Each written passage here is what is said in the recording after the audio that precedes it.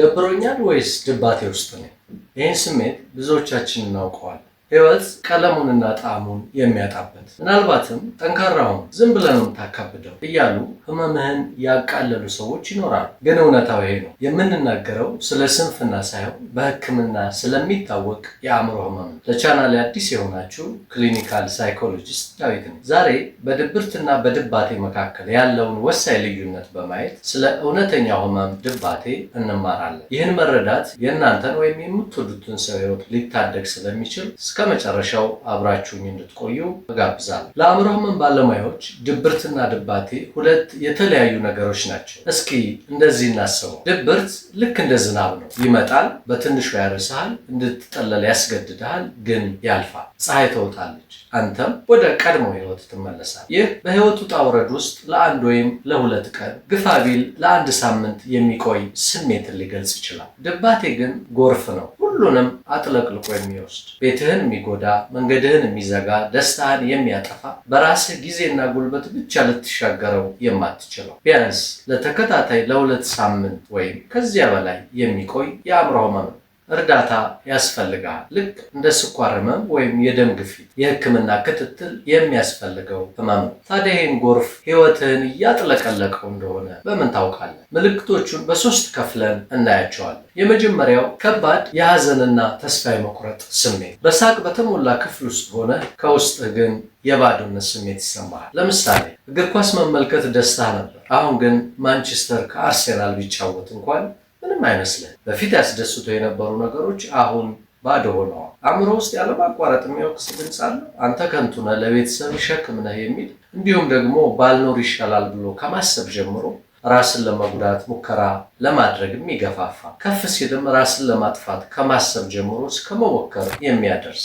እመነኝ፣ ይሄ የአንተ ድምፅ አይደለም፣ የድባቴ ድምፅ ነው። የአንጎል ኬሚስትሪ ሲዛባ የሚፈጠር የሐሰት ወሬ ነው። ከአእምሮ የመነጨ ሐሳብ ሁሉ እውነት አይደለም። ሁለተኛው የአካል ለውጦች ናቸው። ምክንያቱም አይታወቅ ህመም። ብዙ ጊዜ ሰዎች ወደ ሐኪም ቤት የሚሄዱት በእነዚህ ምክንያት ነው። የማያቋርጥ የጀርባ ህመም፣ የራስ ምታት፣ የሆድ ህመም። ነገር ግን ሆስፒታል ሄደህ ተመረመረ። ሐኪሙም ምንም የለብህም ደህና ነህ አለ። ነገር ግን ዋናው ህመምህ በአእምሮ ውስጥ ይጮሃል። ምንም ሳትሰራ ውለህ ግን ከባድ ስራ እንደሰራ ሰው ሰውነትህ ዝሏል። ሌሊቱን ሙሉ ኮርኒስ ላይ እያፈጠጥክ ታድራለህ። ወይም ከ12 ሰዓት በላይ ተኝተህ ስትነሳ የባሰ ይደክምሃል። አልጋ ማረፊያ ሳይሆን ሌላ የጦር ሜዳ ሆኖብሃል። ክብደትህ ቀንሷል። ወይም የምግብ ፍላጎትና ክብደት መጨመር ካስተዋልክ አእምሮ እርዳታ እየጠየቀ። በመጨረሻም ባህሪ ይቀየራል። ስራ ላይ ወይም ትምህርት ላይ ማተኮር መቸገር፣ ቀላል ውሳኔዎችን መወሰን አለመቻል፣ ነገሮችን በቀላሉ መርሳት፣ እንዲሁም ያለ በቂ ምክንያት ከሰዎች ጋር ከመሆን ይልቅ ብቸኝነትን ትመርጣለህ። ከራስህ ጭምር መሸሽ ጀምረሃል። የግል ንጽህና ላይስ እንዴት ነህ? ገላህን ለመታጠብ፣ ልብስ ለመቀየር፣ አካባቢን ለማጽዳት ፍላጎት ማጣት አስተውለሃል? እነዚህ ትንንሽ የሚመስሉ ነገሮች ትልቅ ትግል ሆነውብሃል። የዕለት ተዕለት ተግባርን ለማከናወን አለመቻልስ ገጥሞሃል? ድሮ በቀላሉ ትሰራ የነበረውን ስራ ለመስራት መቸገር ወይም ረጅም ጊዜ መፍጀት አለያም ደግሞ ስራ ሙሉ ለሙሉ መጥላት። እነዚህን ምልክቶች በራስህ ወይም በምታውቀው ሰው ላይ ካየህ እባክህ ችላ አትበል። ይሄ ስንፍና አይደለም፣ ይሄ ድክመት አይደለም፣ ህመም ነው። እናም ልክ እንደ ማንኛውም ህመም ህክምናና መፍትሄ አለው። ከሁሉም በላይ የሚያመው ስሜትህን ስትገልጽ የሚሰጥህ ምላሽ ነው። ጠንካራ ሁን፣ ዝም ብለህ ነው የምታካብደው፣ እምነት ይጎድልሃል፣ እስኪ ጸልይበት የመሳሰለው። እስኪ ያስቡት፣ እግሩ ለተሰበረ ሰው ጠንክረህ ሩጥ እንደማለት ነው። በዚህም ምክንያት ብዙዎች ህመማቸውን ይደብቃል። ደክሞኛል፣ እንቅልፍ እምቢ አለኝ ይላሉ እንጂ በስፋት ተስፋ ቆርጫለሁ ሲሉ አይደመጥም። ድንገት ለሚያምኗቸው ቢናገሩም መታመንን አያገኙም። ስለዚህ መገለልን ስለሚፈሩ በዝምታ ውስጥ ሆነው ይሰቃያሉ። ታዲያ ለምን ይመጣል? በማን ጥፋት ይመጣል? እንዴት ይመጣል? የሚለውን እስኪ እንመልከት። እውነታው ይሄ ነው። የማንም ጥፋት አይደለም። መንስኤው ውስብስብ ነው። የመጀመሪያው ስነ ህይወታዊ ነው። በአንጎል ውስጥ ያሉ የኬሚካል ንጥረ ነገሮች አለመመጣጠን ወይም በቤተሰብ ውስጥ በነበረ የአእምሮ ህመም ታሪክ መነሻነት ሊከሰት ይችላል። ሁለተኛው ስነ ልቦናዊ ነው። በልጅነት በደረሰ ጥቃት ወይም ጉዳት የተነሳ ለራስ በሚኖር ዝቅተኛ ዋጋ መነሻነት ሊከሰት ይችላል። ሶስተኛው ማህበራዊ ምክንያት ነው። የምንወደውን ሰው በሞት ማጣት፣ ስራ ማጣት፣ እንዲሁም ከባድ የህይወት ውጥረት ውስጥ መቆየት። ዋናው ቁም ነገር አንተ አልመረጥከውም። ይህ በሽታ ነው፣ ልክ እንደ ማንኛውም በሽታ።